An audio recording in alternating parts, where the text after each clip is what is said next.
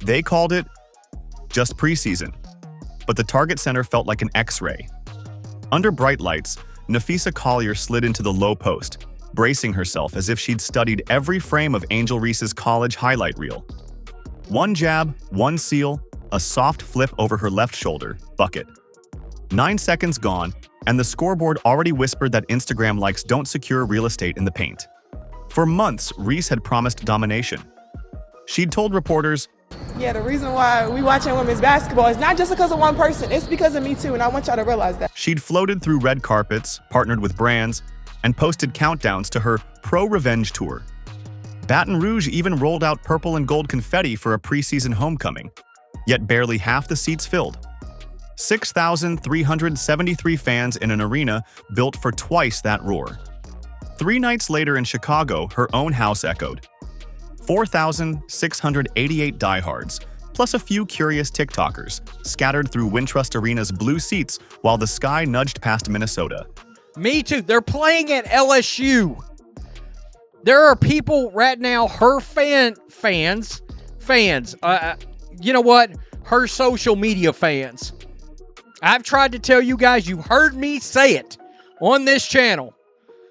A lot of Angel Reese fans are not basketball fans, and they are proving it. Still, the storyline glittered until May 10th. Collier, short on tweets but rich in footwork, greeted Reese with the kind of welcome package rookies dread. By halftime, she'd stacked 13 points and 4 rebounds. Reese had 0 field goals on 3 attempts and the uneasy look of someone who'd misplaced her superpower. How does a glass-cleaning phenom finish with only 3 boards? Rewind the tape. Every time Chicago tried to drop the ball inside, Collier's hips carved out prime territory. When Reese slipped baseline, a help defender rotated early, arms high, so the entry pass drifted out to the wing. Forced farther and farther from her comfort zone, Reese settled for a drifting push shot. Metal. No second chance. No swagger tap on the glass. Lynx sprint the other way. Angel Reese was on Nafisa Collier, giving her a bunch of frustrating bumps. Meanwhile, X, buzzed. Clips of the miss and stare routine looped under captions like, "From double-double to double trouble." Reese's mom fired back, "Different year, same haters. We ain't the same." But the thread devolved into screen grabs of empty rows in Baton Rouge and Chicago, spliced beside Caitlin Clark signs that read, "Sold out in 27 minutes." Clark, 500 miles away, was wrecking Brazil by 40+ on ESPN, pulling 1.3 million sets of eyeballs, an audience bigger than 55 of the last 57 NBA preseason telecasts not starring LeBron. Fever officials panicked in a good way, frantically calling arena managers about extra seating. The Mystics and Sun ditched their smaller gyms, moving Clark dates to NBA barns. Chicago followed suit, booking the United Center, capacity 20,917, for Clark's 2 Windy City visits. So why does a player with millions of followers struggle to fill her own building? Some insiders whisper about stat culture. Last season, Reese averaged 13.1 rebounds, sparkling numbers, while Chicago stumbled to 13.27 and missed the playoffs. Angel Reese is the most unskilled basketball player in the history of basketball, in my opinion. She has no skills. She knows that she's not a very good basketball player. That's why she spends so much time half naked and taking pictures and promoting things that have nothing to do with basketball. Former coach Teresa Weatherspoon, a Hall of Fame icon hired to cultivate winning habits, paid the price, fired after 40 games. The front office cited structure, discipline, accountability. Translation: flashy box scores, empty win column. Enter Tyler Marsh, fresh off back-to-back titles in Las Vegas, sworn to tear up Chicago's hero ball. In November, he laid out a radical map. Pull Reese away from the claustrophobic paint, give her the rock at 17 feet, let her read and drive.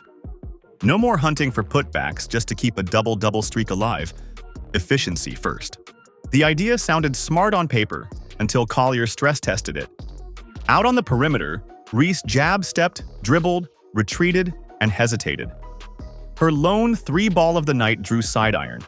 Inside, Camila Cardoso bullied defenders for 14 points, raising uncomfortable talk show questions. Is Cardoso the Sky's real interior anchor now? General Manager Jeff Pagliacca insists the experiment will pay off.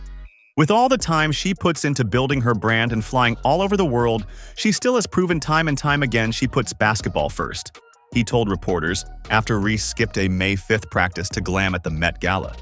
Critics screamed privilege, but Marsh defended his star. 4 words.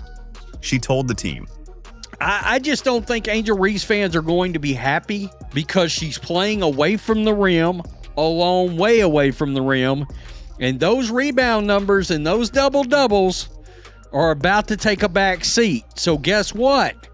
Padding the stats is not going to work out. Reese, to her credit, has been honest. I can't be the same player as last year. She's hoisted hundreds of corner threes after practice, mimicking Aja Wilson's sweep through rhythm. In scrimmages, assistants track her decision time, drive, kick, or go glass, aiming for sub 1.2 seconds. Yet growth demands more than new shot charts. It demands an ego check.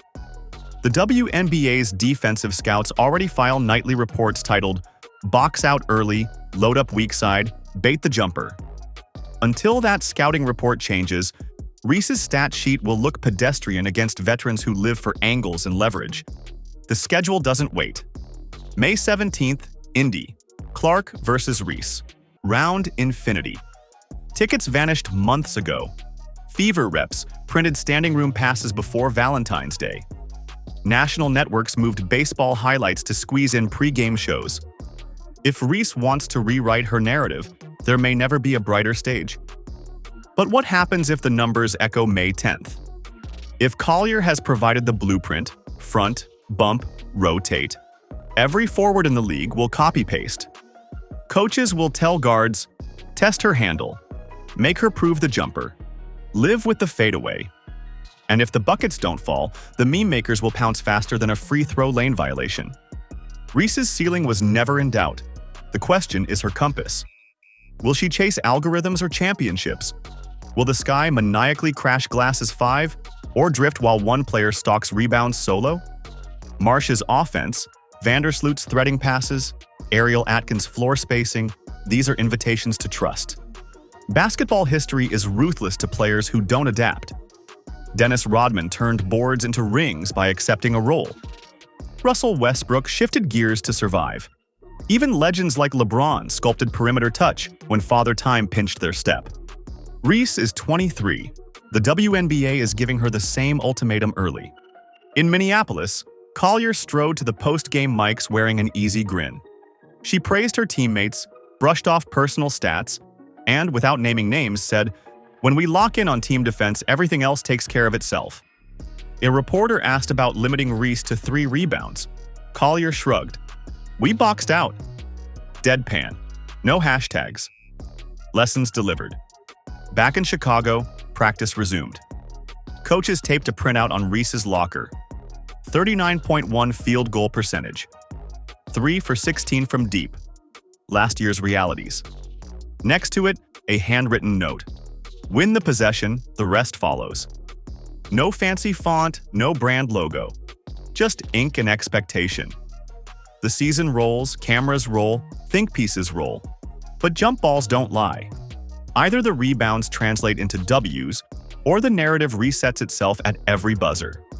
In pro hoops, trophies outshine TikToks. So when the Sky march into Gainbridge Fieldhouse this Saturday, remember May 10th. Remember Collier's quiet dominance, the echo of rim hits, the online noise that followed. Then watch, really watch, whether Angel Reese boxes out on the first fever miss.